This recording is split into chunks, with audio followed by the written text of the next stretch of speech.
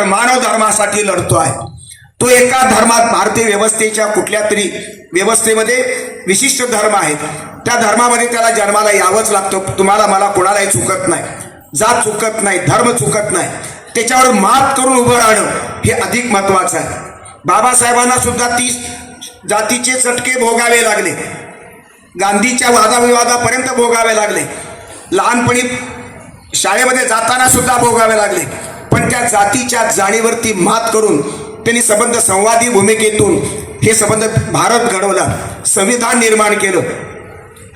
आमच्या विलासरावांनी एक मला संदर्भ दिला होता. 1935 कुठलं तरी एक भाषण, त्याच्या टाइम्स ऑफ इंडियामध्ये त्यांचा लेख आलेला आहे. त्यामध्ये लिहिलेलं आहे बाबासाहेबांच्या संदर्भ. बाबासाहेबांनीच रानडे, आगरकर अशा प्रकारचे जे ध्येयवादी लोक होते ते आता संपलेले आहेत. त्यांचा ध्येयवाद आणि ते संपले, आणि म्हणून मरगळ आलेली होती त्यावेळेच्या समाजाला. त्या ध्येयवादाचं संबंध मूल्य लक्षात घेताना दीपके सुद्धा, आपला अभिजित सुद्धा तोच ध्येयवाद सांभाळू शकतो, इच्छितो आहे.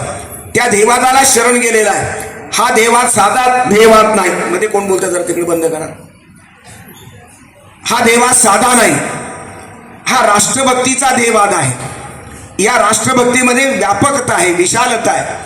बुद्धाची जी करुणा आहे, सत्यमेव जयतेचं जे सूत्र आहे, अनेकांतवाद जो महावीराचा विचार आहे, ती संबंध भूमिका या संविधानाच्या गाभ्यामध्ये कोरली गेलेली आहे. संविधान हे कोण्या एका धर्माचं नाही, एका धर्माचा टिळा लावत नाही. संविधान हे सेक्युलर आहे, पण सर्व धर्माची जनतेला सुखी करावं म्हणून बाबासाहेबांनी सर्वांना श्रद्धेचं स्वातंत्र्य दिलं. ईश्वर मानण्याचंही स्वातंत्र्य, ईश्वर न मानण्याचं सुद्धा स्वातंत्र्य. पण मुठभर लोकांच्या सत्रामध्ये जानव्यातली जी शक्ती जागी झालेली आहे, मनुवाद, ब्राह्मणवाद अशा प्रकारच्या विचारसरणीला शरण जाणारी जी मंडळी आहे, त्या मंडळींनी मनुस्मृतीचं पुन्हा युग यावं, आपल्या डोक्यामधली मनुस्मृती जागृत करून सत्तेचा आधार घेऊन सत्याचे मुस्कटदाबी, सत्याचा मुर्दा पाडण्याचा त्यांनी प्रयत्न चालवलेला आहे. आत्ताचं राजकारण जे लोकशाहीची तिरडी हीच निर्माण करण्याचा प्रयत्न आहे. याला काही पत्रकार विकले गेले, काही विद्वान विकले गेले, राजकारणी बरेच विकले गेले. कोणाची 50 कोटीची किंमत आहे, कोणाची 10 कोटीची किंमत आहे. आता ही माणसं भयानक क्रूर चेहऱ्यानं नांदत आहेत, सिंहासन गाजवत आहेत. म्हणून तर 36 दिवसाचं आंदोलन आमच्या अभिजितला करावं लागलं.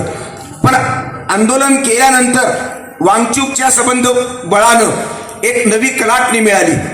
सुरुवातीला हे आंदोलन वाढलं नाही, पण वांगचूकच्या संबंध उपोषणानं एक वेगळी धार चढली. तोही प्रामाणिक, आणि आमचा दीपके हाही प्रामाणिक. प्रामाणिकपणाचं मोल पहिल्यांदा भारत पाहत होता. 140 कोटी जनताच्या अंतःकरणामध्ये आपल्या अभिजितचं मूल्य, अभिजितच्या कर्तृत्वाचं, त्याच्या ध्येयवादाचं मूल्य अंतःकरणात पूजनीय झालेलं आहे. आता अभिजित वंदनीय झालाय. तो किती वर्षाचा आहे, तो तरुण आहे का काय आहे, याच्याशी काही देणं घेणं नाही. सर्व जाती धर्माची तरुणाई त्याच्या भोवती आज फिरते आहे, त्याच्या भोवती त्याचा शब्द पाळते आहे. एक झुरळ किती क्रांतिकारक असू शकतं त्याची संबंध करिश्मा त्यांनी दाखवून दिलेला आहे. अनेक लाठी हल्ला झाला, रक्त निघालं, लाठ्यांना काटे लावून, खिळे ठोकून मारण्याची ही परंपरा, अघोरी परंपरा, ही दडपशाहीची परंपरा या देशात, बुद्धाच्या देशामध्ये, महावीराच्या देशामध्ये का आणि कशी कुणाच्या काळात निर्माण झाली? अमित शहा त्याला जबाबदार आहेत, गृहमंत्री. पंतप्रधान मोदी त्याला जबाबदार आहेत. त्यांना दिसत नव्हतं का? मुलं उपोषण करतायत, वांगचूक उपोषण करतायत. 20-22 दिवसानंतर त्यांच्या डोक्यात प्रकाश पडतो. सत्याचं दर्शन घडतं की सत्तेचं दर्शन त्यांना काम करतं. सत्ता ही जाईल आपल्या हातातून.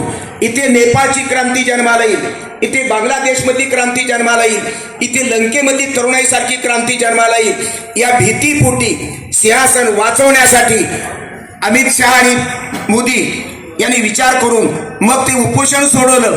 आणि मग 3 मागण्या मान्य करताना एक साधा प्रधान नावाचा माणूस, एक मंत्री, किरकोळ माणूस आहे, किरकोळ मंत्री आहे, त्याला खरं म्हणजे राजीनामा देऊ दिलेला नाही. मुलं मेली तर मरू द्या, मुलं तडफडी तर तडफडू द्या. 20-20 मुलांनी आत्महत्या केली.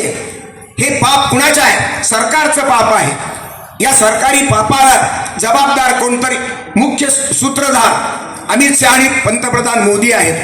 अशा प्रकारचं वास्तवता असताना इथला विद्वान एक तोंडबंद होता, इथला लेखक लेखणी बंद करून बसला होता, इथला सामान्य माणूस आपल्या पोटाच्या भाकरीच्या मध्ये मग्न झाला होता, राजकारणी माणसं मूग गिळून बसली होती. ज्याला काही संजय राऊतांसारखा माणूस बडबडला त्याला तुरुंगात टाकलं गेलं. हा संजय राऊत इथला राऊत अनंत राऊत सुद्धा तो संजय राऊत आणि हा अनंत राऊत, हा एवढाच फरक आहे, दोन नावामधला फरक आहे. मला अनंत राऊतचं सुद्धा फार कौतुक वाटलं. संपूर्ण कार्यक्रम मी आजपर्यंत त्याचा पाहिलेला नाही. माझ्या हातून मला वाटतं एकदा का दोनदा काहीतरी त्याचा पुरस्कार देऊन त्याचा सन्मान झाला. गदी माडगुळकरांच्या एका मेळाव्यामध्ये झाला आणि दुसऱ्या ठिकाणी झाला. पण तो एखादी कविता तो म्हणून दाखवत होता. पण आज आंबेडकरी समाजातून आंबेडकरी विचाराच्या प्रेरणेनं अशा प्रकारचा एक नवीन कलावंत निर्माण झालेला आहे. तो गायकही उत्तम आहे, तो कलावंतही कवी म्हणून उत्तम आहे आणि तो प्रबोधनकार म्हणून आहे. त्याच्या संबंध मांडणीमधला मी विचार मांडला. विवेकानंदाचा संदर्भ आहे. विवेकानंद हा गरिबासाठी लढणारा, गरिबासाठी भांडणारा माणूस आहे. तो देव मानत होता. नरेंद्र दाभोळकरांचा संदर्भ आहे. दाभोळकर हे ब्राह्मण होते. अनेक ब्राह्मण बाबासाहेबांच्या चळवळीत होते. सहस्रबुद्धे नावाचे ब्राह्मण मनुस्मृती जाळत असताना पानं दिलेले. ब्राह्मणानं लिहिलेल्या मनुस्मृतीची पानं स्वतःच्या हातानं बाबासाहेबांच्या त्या जाळण्याच्या प्रयोगामध्ये देणारा माणूस म्हणजे सहस्रबुद्धे. टिप्पणीस आणि आपले चिटणीस तर मबी चिटणीस तर रजिस्ट्रार होती इथल्या आंदोलनामध्ये. नामांतराच्या आंदोलनाची मूळ जी समिती आहे त्याच्यामध्ये ते चिटणीस होते. बाबासाहेबांचे एकनिष्ठ सहकारी होते. टिप्पणीस नावाचे महाराष्ट्र सत्याग्रहाचे ते तिथले नगराध्यक्ष होते. अशा अनेक काही ब्राह्मण मात्र सगळे ब्राह्मण परिवर्तनवादी होऊ शकत नाही. काही भट ब्राह्मण हे जानव्याच्या मध्येच गुंतलेले आहेत. माझ्या जातीचा मला अभिमान बिलकुल नाही. मी दुर्दैवानं म्हणा योगायोगानं म्हणा ब्राह्मण जातीत जन्माला आलो, पण मी ब्राह्मण जात मानत नाही. जातीचं व्यवस्थेचं पाप निर्माण केलेल्या ब्राह्मणांना आपल्याला मला निश्चितपणे आयुष्यभर मी शिव्या घालत आलोय. कारण त्यांनी मोठं पाप केलं. हे सांस्कृतिक पाप आहे, हे धार्मिक पाप आहे. कारण सत्याच्या नावानं असत्य पेरलं गेलं, धर्माच्या नावानं अधर्म पेरला गेला. हाडामासाची माणसं आपल्या डोळ्याला दिसतात, काळजाला कळतात. अशा माणसानं जनावर समजून वेशीच्या बाहेर सतत 2000 वर्षापर्यंत आई बाप आजोबा पंजोबा खापर पंजोबा अशा पिढ्यानपिढ्या त्यांनी बाहेर ठेवलं. त्यांना ज्ञानाची दारं बंद, त्यांना गावाची दारं बंद, त्यांना भाकरी बंद, अशा प्रकारची सगळी बंदी त्यांच्यावर. त्याची सावलीचा विकास सुद्धा या ब्राह्मण समाजानं वाईट मानला. आणि जे ब्राह्मणांनी पेरलं ते बहुजनांनी स्वीकारलं. क्षत्रिय आणि वैश्य तितकेच पापाचे वाटेकरी आहेत. मला आनंद या गोष्टीचा वाटतो की या तुमच्या संघर्ष परिषदेमध्ये ओबीसी आहेत, मुस्लिम आहेत, भटके विमुक्तांचे आहेत, इथे अर्थ सत्कार झाला त्यांचा.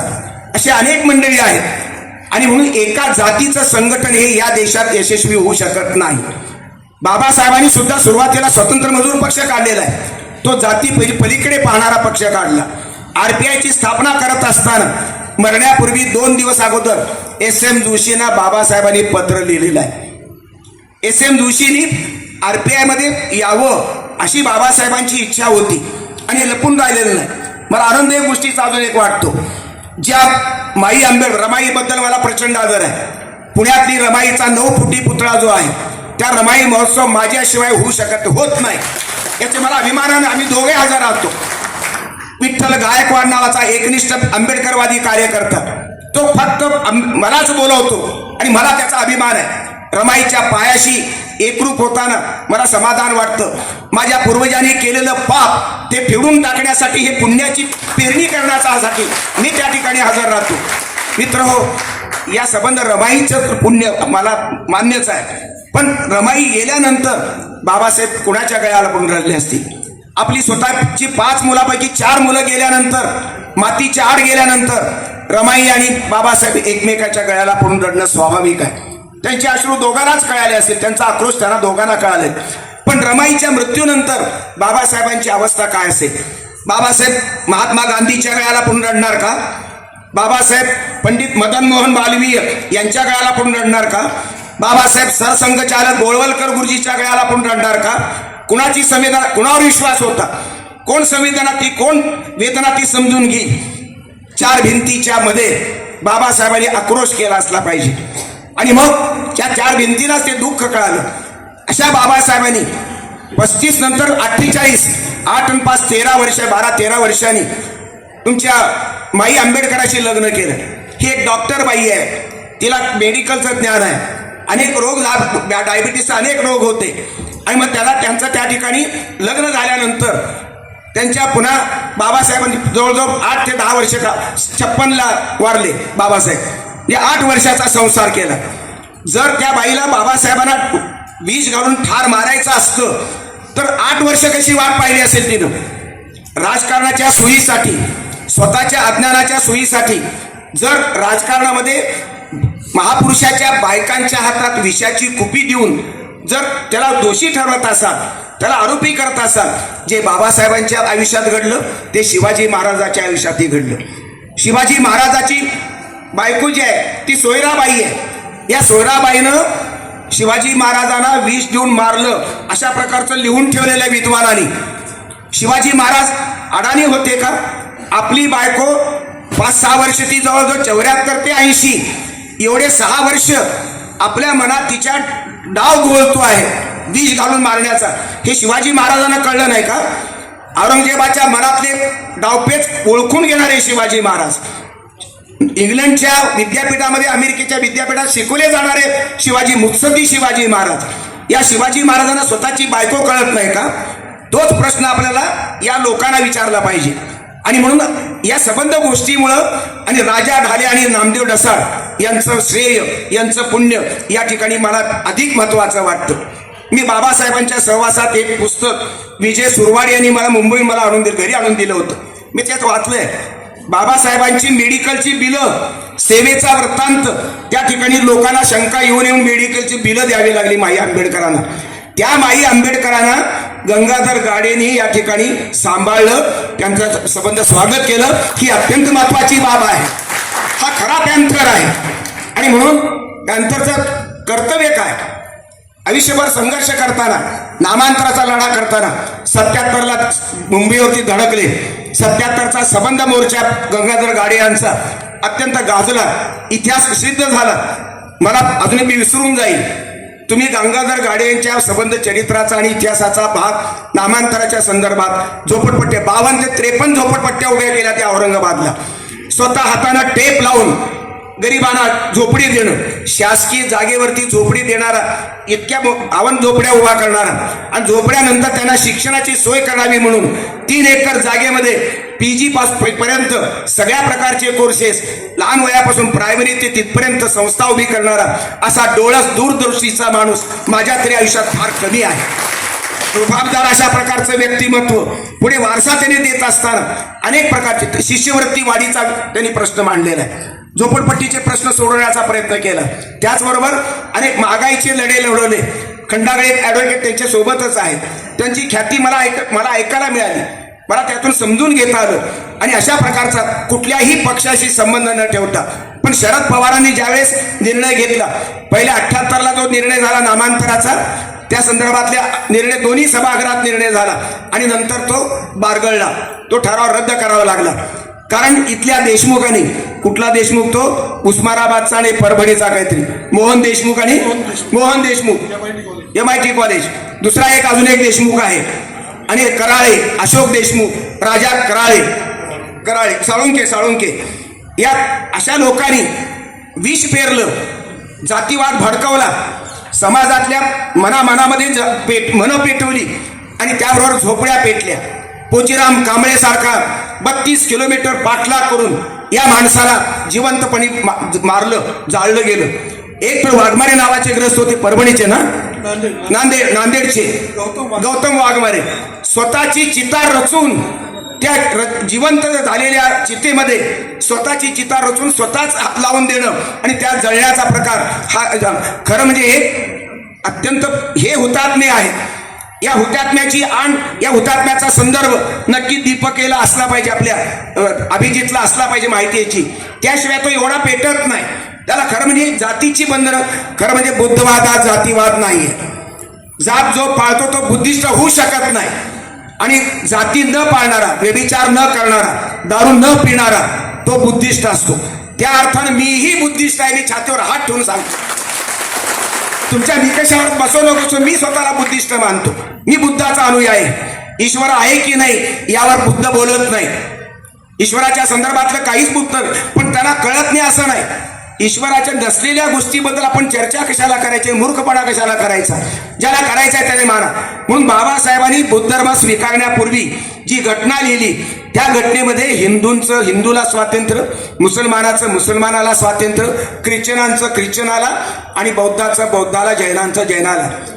जे आपल्या अनंत राऊतनी जे सांगितलं, 9 दर्शनामधली 3 दर्शनं ही अवैदिक आहेत, ती देव मानणारी नाहीये. चार्वाक, जैन आणि तुमचा बुद्ध हे ईश्वराला मानत नाही. वैदिक धर्माच्या विरुद्ध आहेतच, पण ते ईश्वर मानत नाही. आणि हे वैदिक धर्मातले संबंध 9 दर्शनं हे संबंध मात्र ईश्वराला मानतात. इस्लाम खरं म्हणजे शांततेचा धर्म आहे. इस्लाम खरं म्हणजे मानवतेचा धर्म आहे. तुमचा जो जिहाद जे आहे ते जिहाद कशाच्या विरुद्ध? स्वतःच्या दुर्गुणाच्या विरुद्ध, शत्रूच्या विरुद्ध नाही, हिंदू धर्माच्या विरुद्ध नाही. आपल्यातले जे दुर्गुण आहेत, षड्रिपू आहेत, त्यांच्या विरुद्ध म्हणजे जिहाद आहे. आणि म्हणून इस्लाम म्हणजे खऱ्या अर्थानं शांतता पसरवणारा धर्म आहे. ज्ञानाचा धर्म म्हणजे इस्लाम आहे. मोहम्मद पैगंबर म्हणाले की तुम्ही त्याची पहिली आयात जी आहे कुराणची ती इक्रा नावाची आहे. इक्रा म्हणजे ज्ञान घ्या, लिहा, वाचा. हा ज्ञानाची तरफदारी करणारा इस्लाम आहे. कुठेही जा, पण चीनला जाऊन सुद्धा ज्ञान घेऊन या म्हणणारे मोहम्मद पैगंबर आहे. कैद्यांच्या मध्ये जे करकंडून बांधलेले अशा प्रकारचे जे दोरखंड बांधलेले, त्या कैद्याचे दोरखंड ढिले करा अशा प्रकारची करुणा भाकणारा पैगंबर आहे. या पैगंबराची तुलना आपल्याला बुद्धाशी करता येऊ शकेल. कारण रमजान महिन्याची जी 10 महिना जो असतो तो करुणेचा महिना आहे. आणि बुद्ध तर करुणेचा पुरस्कर्ता आहे, कायमची अहिंसा मानणारा माणूस आहे. आणि म्हणून बहुसंस्कृतिक देशामध्ये, भारतामध्ये राहायचं असेल तर आता राहायचं कसं? संघर्ष केला, नामांतर झालं, नामविस्तार झाला. ठीक आहे की मराठवाडा, आम्हाला मराठवाडा शब्दाला विरोध नाही, पण बाबासाहेब आंबेडकरांचं नाव त्याला देणं हे फार महत्वाचं आहे. त्यासाठी प्रचंड अशा प्रकारची जाळपोळ झाली. प्रचंड गंगाधर गाडे आणि संबंध त्यांचे मराठवाड्यातला पहिला माणूस आहे, मोठा नेता. आठवले सुद्धा मला वाटतं त्या गंगाधर गाडेंना गुरु मानत होते. छोट्या वय त्यांचं कमी होतं. आणि म्हणून गंगाधर काळे यांचा इतिहास नवीन पद्धतीने लिहिला पाहिजे. तो संदर्भ महत्वाचा आहे. गंगाधर गाडेचा इतिहास आता तुम्ही पुढे नेत आहात, मला फार समाधानाची गोष्ट आहे. ते इतिहासाचं त्याच्यात निश्चित चरित्र लेखन करावं किंवा इतिहास लिहावा. नामांतर झाला, आता पुढे काय? आता बौद्ध समाजानं या देशात राहावं कसं? हिंदूचं आक्रमण चालू आहे, हिंदू धर्मांधता, क्रौर्य हे खरं म्हणजे मोदी आणि शहा हे मुळातून घाबरले होते. पहिले बेपरवाही चालली होती. 15-20 दिवस, 25 दिवस, 30 दिवस. ज्यावेळेस सगळा भारत उठू लागला, दीपकी हा सगळ्यांचा गळ्यातला ताईत होऊ लागला, त्यावेळेस त्यांच्या काळजाला धक्का बसला. आता आपलं काही खरं नाही, आपलं साम्राज्य जाईल म्हणून त्यांनी हा कॉम्प्रोमाइजचा फॉर्म्युला पुढे दिला. पण यांनी 3 मागण्या दिल्या.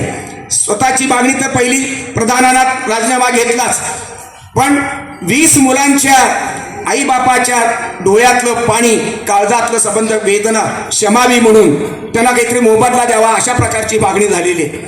आणि ही महत्वाची मागणी आहे. आता इथे दीपके थांबणार नाही, व्यापक होईल. झुरळ आता पाय पसरलेला आहे, झुरळ क्रांतिकारक झालेला आहे. असं बोटानं झटकून टाकावं असं आता झुरळ राहिलं नाही. एक इतिहास, नवीन इतिहास त्याने घडवलेला आहे. अशा प्रकारची नवीन क्रांती करणारा बाबासाहेब आंबेडकरांचा सच्चा पायी हा दीपिकेच्या रूपानं आपल्या समोर उभा आहे. पण हा दीपके केवळ बौद्ध धर्मापुरता आता मर्यादित राहिलेला नाही, केवळ औरंगाबादचा राहिलेला नाही, केवळ महाराष्ट्राचा राहिलेला नाही. ही व्यापकता त्याच्यामध्ये आहे. ती व्यापकता समजून घेण्याची गरज तुम्हा आम्हाला आहे. त्याच्या आईवडिलांनी नाइलाजानं तो स्वीकारला. त्यांनी फार सुंदर वाक्य बोलले, दीपकी आता माझा राहिलेला नाही, तो तुमचा आग्रह. हे खरंच आता तो राहिलेलाच नाही. कुण्या कुटुंबाचा, एका शहराचा, एका जाती धर्माचा दीपकीय राहिलेला नाही. बाबासाहेब एका जातीत जन्मले, पण ते जातीमध्ये बंद झाले का? संबंध विश्व त्यांच्याकडं आदरानं पाहतं. संबंध विश्वामध्ये त्यांचा डंका चालू आहे. अमेरिकेतल्या विद्यापीठामध्ये स्कॉलर म्हणून त्याचा मान्यता मिळालेली आहे. जेवढी गांधीला मान्यता आहे तेवढीच बाबासाहेबांना सुद्धा आहे. आणि म्हणून भारत हा एकट्या गांधीचा आहे का? नाही. एकट्या आंबेडकरांचा आहे का? नाही. बाबासाहेब आंबेडकर आणि गांधी म्हणजे भारत. ही संकल्पना पचायला मला मान्य आहे. दलित मानसिकतेला अनेक प्रश्न पडलेले आहेत, अनेक शंका कुशंका आहेत, अनेक समज गैरसमज आहेत. बुद्धिस्ट आंबेडकर, सेक्युलर आंबेडकर, समाजवादी आंबेडकर आणि संविधानवादी आंबेडकर यामध्ये कोणते आंबेडकर तुम्ही स्वीकारणार आहात हा महत्वाचा प्रश्न आहे. अल्पसंख्य समाजानं बहुसंख्याकांशी वागत असताना कसं आपल्या धर्माचं रक्षण करणं, आपल्या धर्माची अस्मिता आणि श्रद्धा बाळगणं हे गुन्हा नव्हे. आणि म्हणून अशा प्रकारची बुद्धिस्ट श्रद्धा बाळगताना बौद्ध समाजानं राहावं कसं? बहुसांस्कृतिक अशा प्रकारची गोष्ट, बहुधार्मिक वास्तवता आहे.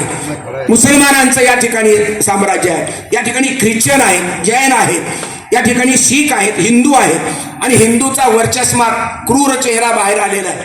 यापासून कसं वाचायचं? तर एकोपा वाढला पाहिजे, आपल्यातला विवेक जागृत केला पाहिजे. जो संविधानानं प्रकाश दिला, संविधान धर्माचा टिळा लावत नाही, कुंकू लावत नाही, कुठल्याही धर्माचं संविधान नाही. ते निधर्मी आहे, ते धर्मनिरपेक्ष आहे. आणि समाजवादाला आणि सेक्युलरिझमला हा संविधान महत्व देतं. आणि म्हणून समाजवादी समाज निर्माण करणं, सेक्युलर समाज निर्माण करणं, यासाठी बौद्ध विहारामध्ये आपली बुद्धाची नित्य पूजा करणं, त्याचे संबंध तत्वज्ञान स्वीकारणं, पचवणं, तसं वागणं आणि इतरांनाही वागायला भाग पडणं. तुम्ही तुमच्या धर्माप्रमाणे वागा, पण शुद्ध धर्म तुम्ही वापरावा. धर्मामध्ये भेसळ नको. राजकारणामध्ये आज भेसळ झाली. सत्याच्या परंपरेमध्ये असत्य शिरलेलं आहे, असत्याचं आक्रमण झालेलं आहे. हा आंबेडकरवाद नाही. आणि म्हणून संविधानाचं पावित्र्य टिकवणं, समाजवादाचं पावित्र्य टिकवणं हे आंबेडकरवाद आहे. आंबेडकरवाद एका बौद्ध चौकटीमध्ये मावत नाही. आंबेडकर पुढेही आमच्या संघ परिषदेला साथ देऊ अशी मी त्यांना विनंती करतो आणि कार्यक्रम संपला अशी मी जाहीर करतो.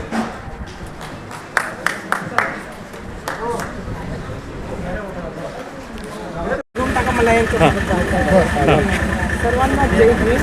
समोर इकडे कार्यक्रम होता. या कार्यक्रमाला माझे सबनी साहेब आणि आपले राऊत साहेब, माझे सिद्धार्थ आणि इतर सर्वजण, सर्वांना परत एकदा मानाचा जय भीम करते. आणि कुठेतरी हा विद्येचे आईवडील त्यांना मी एकच शब्दात सांगितलं की तुम्ही या, तुमच्या मुलानं खूप मोठी कमाई केलेली आहे, जगात नाव पोहोचवलेलं आहे आणि तो असाच पुढे जावा म्हणून आम्ही त्याचं कौतुक करतो. आणि त्या कौतुकासाठी तुम्ही या, तुमचा आम्ही सत्कार करतो. तर माझ्या विनंतीला मान देऊन ते आले. मी आधी 8 दिवसापूर्वी त्यांच्या घरी जाऊन आले. मला एवढंच वाटतं या तरुणासाठी तो जर एवढा लढतो तर आपण का नाही करू? आपणही त्यांच्या पाठीशी उभं राहावं. या अपेक्षेनेच हे कार्यक्रम इथून पुढे होत जातील एवढं सांगते आणि थांबते. आज 27 जुलै नामांतर ठराव दिन. आपल्याला माहीत असेल की महाराष्ट्र राज्यामध्ये दोन्ही विधिमंडळामध्ये मराठवाडा विद्यापीठाला ज्ञानसूर्य परमपूज्य बोधिसत्व डॉक्टर बाबासाहेब आंबेडकरांचं ऐतिहासिक नाव देण्याचं ठरलं होतं, जाहीर झालं होतं. तो दिवस म्हणजे आजचा दिवस. ठराव पारित झाला होता. त्या दिवशी 27 जुलैला ठराव पारित झाला होता. आणि पॅन्थर्स रिपब्लिकन पार्टीतर्फे दरवर्षी आम्ही हा दिवस साजरा करत असतो. कारण की गंगाधर गाडे आमचे संस्थापक अध्यक्ष, नामांतराचे प्रणेते आणि आंबेडकरी चळवळीचे नेते आज जर इथं असते तर अजून हा कार्यक्रम मोठ्या उत्साहाने झाला असता. पण दुर्दैवाने त्यांना जाऊन 2 वर्ष झाले. पण आम्ही त्यांचा धागा घेऊन या मैदानात उतरलेलो आहोत. आणि या कार्यक्रमाला प्रामुख्याने आमच्या शब्दावर आवर्जून उपस्थित असलेले या राज्याचे, या देशाचे महान साहित्यिक आमचे सबनीस सर, त्यांच्या मिसेस सबनीस मॅडम आणि तसेच आमचे महान कवी राऊत साहेब या ठिकाणी उपस्थित होते. आणि परत एकदा आम्ही पॅन्थर्स रिपब्लिकन पार्टीतर्फे ज्यांना आम्ही वाट पाहत होतो, कालपासून आम्ही त्यांची वाट पाहत होतो, असे आमचे दिपके कुटुंब, ज्यांचे अभिजित दिपके यांचे वडील आणि आई, गाडे साहेबांचा शब्द त्यांनी ऐकला आणि या कार्यक्रमाला या ठिकाणी त्यांनी उपस्थिती दर्शवलेली आहे. आणि म्हणून हा दिवस आपल्याला विसरून चालणार नाही. हा आंबेडकरी चळवळीसाठी उजळणीचा हा दिवस आहे. म्हणून हा दिवस लक्षात आणण्यासाठी आपल्याला हा दिवस नवीन पिढीला जर लक्षात राहिला तरच आपण पुढे हा दिवस साजरा करू शकतो. धन्यवाद. पैंथर्स रिपब्लिकन पार्टीचा सिद्धांत दादा तुम आगे बढ़ो, हम तुम्हारे साथ हैं। आई साहेब तुम आगे बढ़ो, हम तुम